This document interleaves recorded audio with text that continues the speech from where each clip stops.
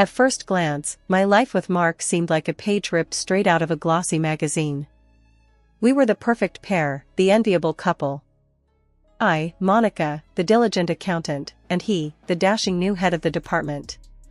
Our story began at the office, where quick chats by the coffee machine blossomed into a whirlwind romance.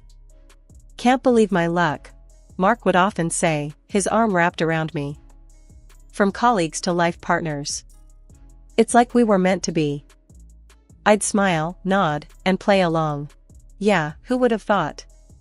The dream team, both at work and home. But as the pages of our story turned, the dream began to show its cracks. After we moved into my personal home, Mark's true colors started to seep through the facade of the perfect husband.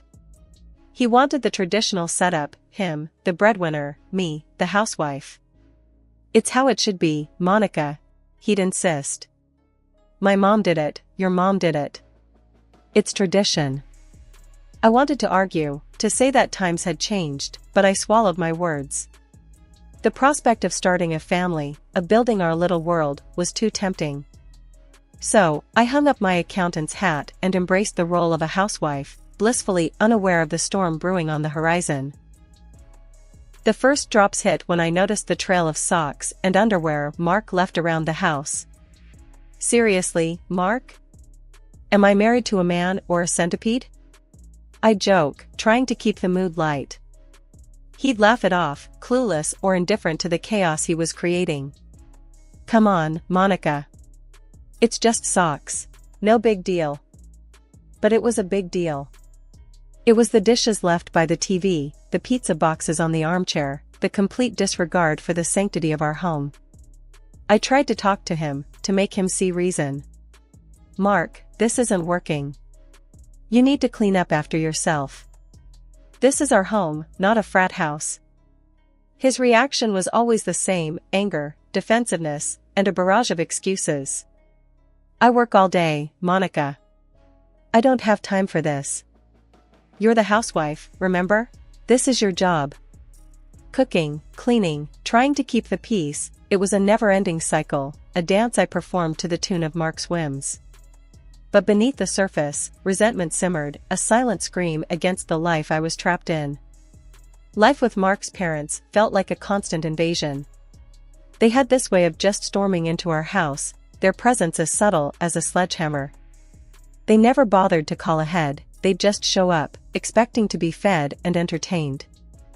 One afternoon, I was caught off guard by the sound of the doorbell. As I opened the door, there they were, Mark's parents, bags of shopping in hand, looking like they'd just claimed victory in some sort of retail battle. "Well, aren't you going to invite us in, Monica?" Mark's mom, Judy, asked with a tone that brooked no argument. I managed a weak smile, stepping aside. "Of course, come on in." They made a beeline for the kitchen, settling themselves at the table as if it was the most natural thing in the world. "We thought we'd stop by. You know, save you the trouble of cooking for just you and Mark," Judy declared, unloading her shopping bags with a clatter. Stan, Mark's dad, chimed in, already eyeing the fridge. "Yeah, and we figured you'd appreciate the company." "What's for lunch then, Monica?" I felt a pang of irritation. My home, my sanctuary, had turned into a pit stop for their convenience. "I was just about to make some sandwiches," I said, trying to hide my frustration. Sandwiches turned into a full-blown meal as I found myself chopping, stirring, and frying, trying to meet their unspoken expectations. Mark wasn't any help. He'd just slump on the couch, his eyes glued to the TV, completely oblivious to the circus in the kitchen. Later, after they'd left, I tried to talk to Mark about it. "Your parents can't just drop by like this, Mark. It's exhausting. I can't even relax in my own home." He barely looked up from his phone. "Oh, come on, Monica. They're just being friendly. It's not a big deal." I could feel my patience wearing thin. "It is a big deal, Mark. I'm not here to wait on you and your parents hand and foot. I need some space, some respect." But my words seemed to bounce right off him. "They're family, Monica. That's just how family is. Besides, they think you enjoy it. I'd look in the mirror, the reflection staring back at me, a far cry from the woman who once walked the office halls in sharp suits and high heels. Now, it was all baggy sweaters and messy buns, my appearance a casualty of the endless demands of my home life.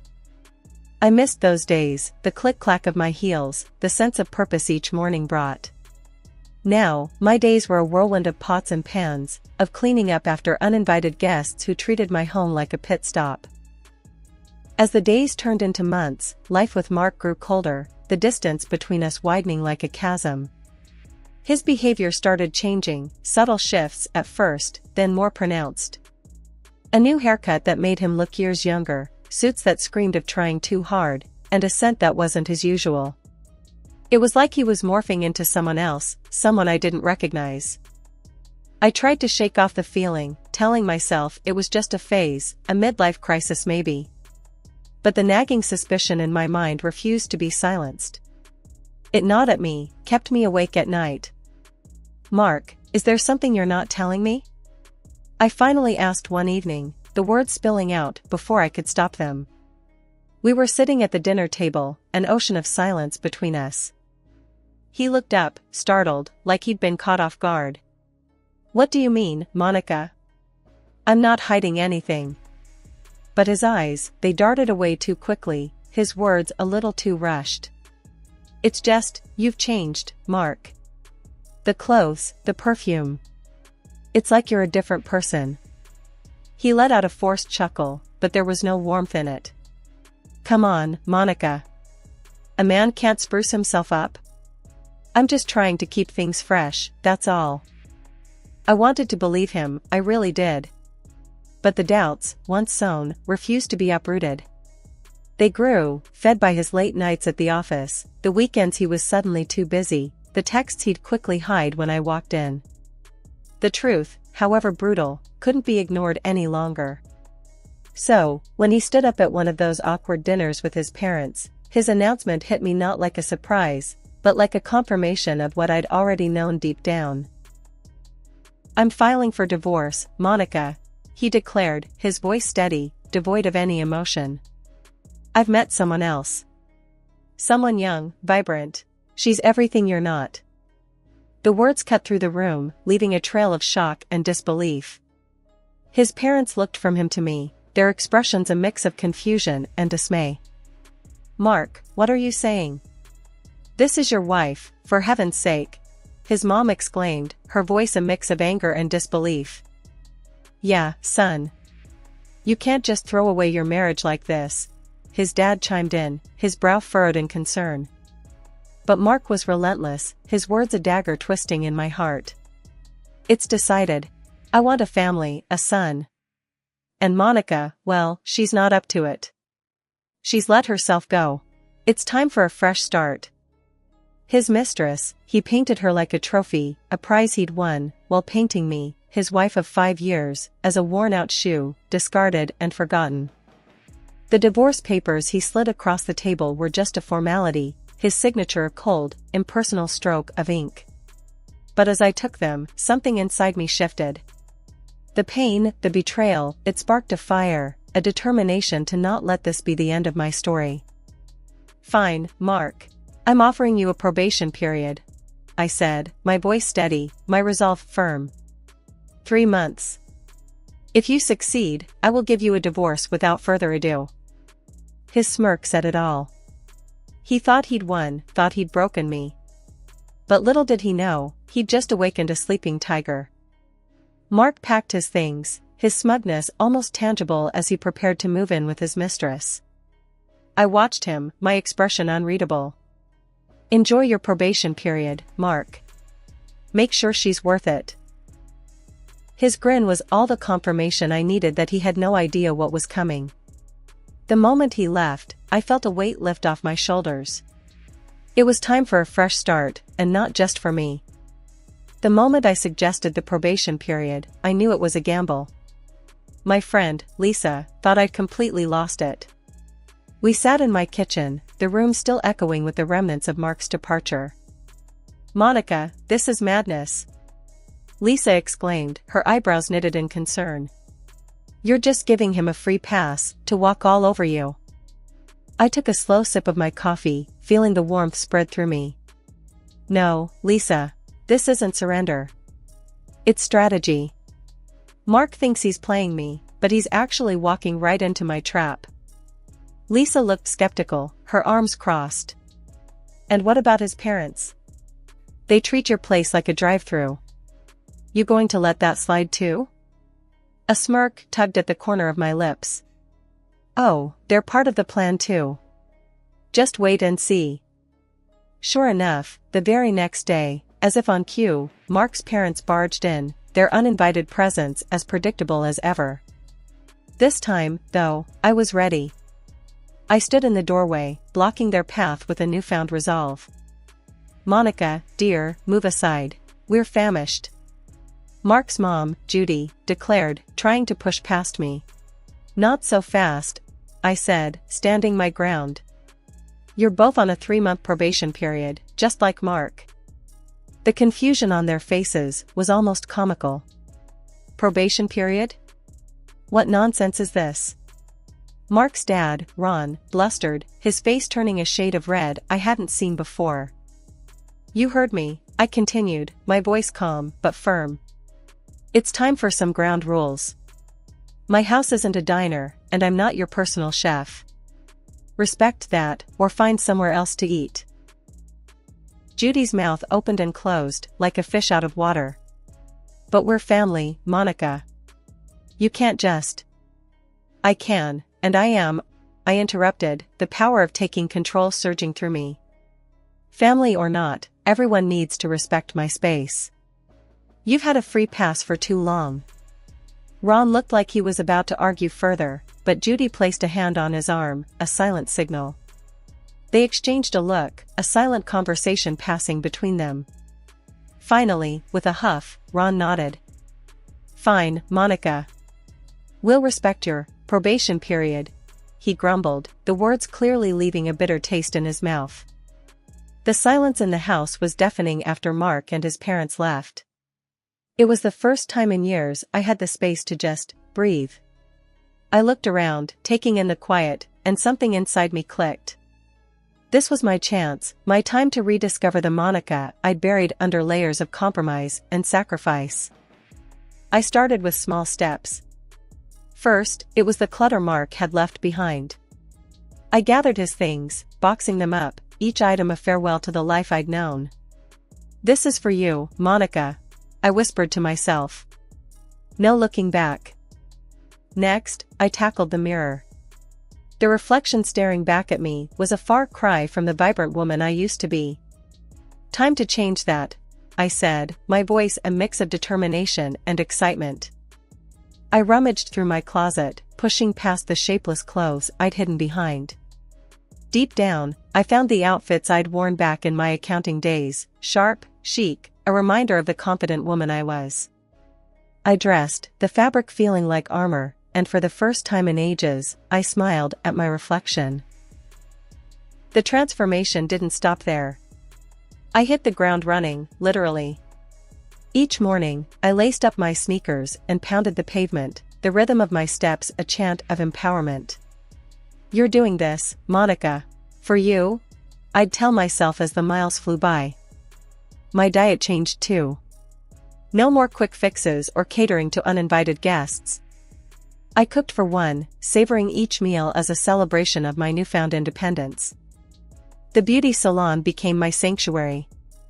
I sat in the stylist's chair, the buzz of the scissors a melody of change. Just do it, I told the stylist. I'm ready for a new me. And so, my hair was cut, my style revamped. When I looked in the mirror, I didn't just see Monica, I saw strength, resilience, the beauty of a woman reborn. One evening, as I reveled in the quiet of my home, Lisa dropped by, unannounced, but always welcome. Her jaw dropped when she saw me. Monica, is that really you? She gasped, her eyes wide with amazement. I laughed, the sound rich and genuine. The one and only. What do you think? Lisa circled me, her expression one of pure awe. I think Mark won't know what hit him. You're stunning, Monica. truly. The compliment warmed my heart, but I knew the transformation ran deeper than appearances. It's not for Mark, Lisa. It's for me. I'm rediscovering the Monica I lost, and you know what? She's pretty amazing. Lisa hugged me, her support as unwavering as ever. She always was, Monica. She always was.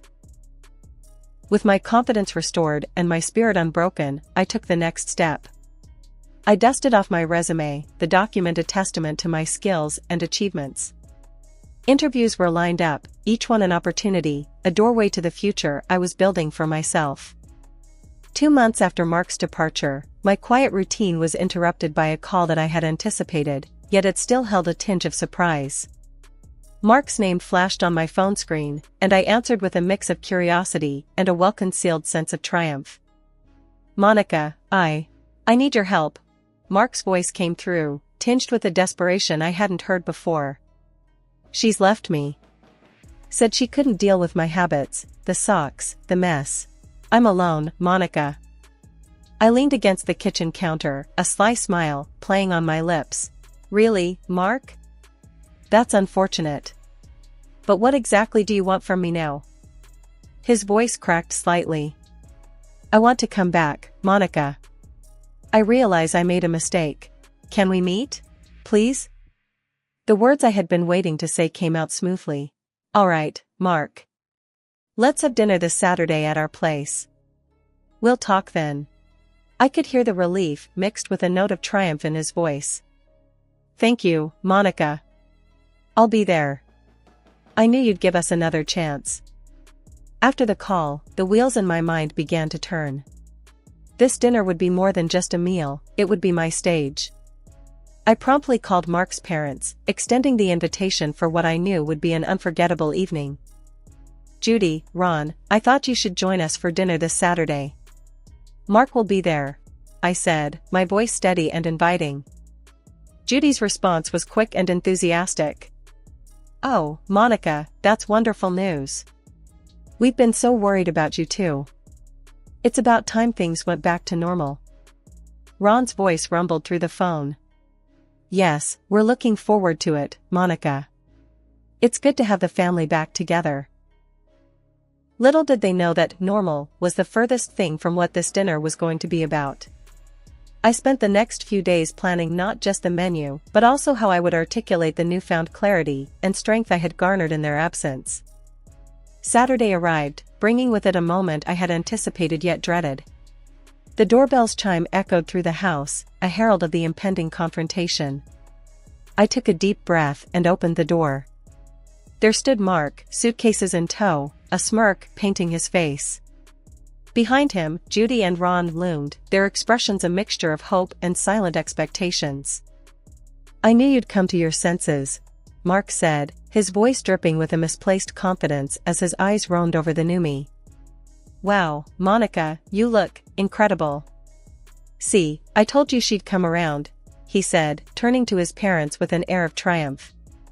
Judy chimed in, her voice tinged with relief. Oh, Monica, we're so glad.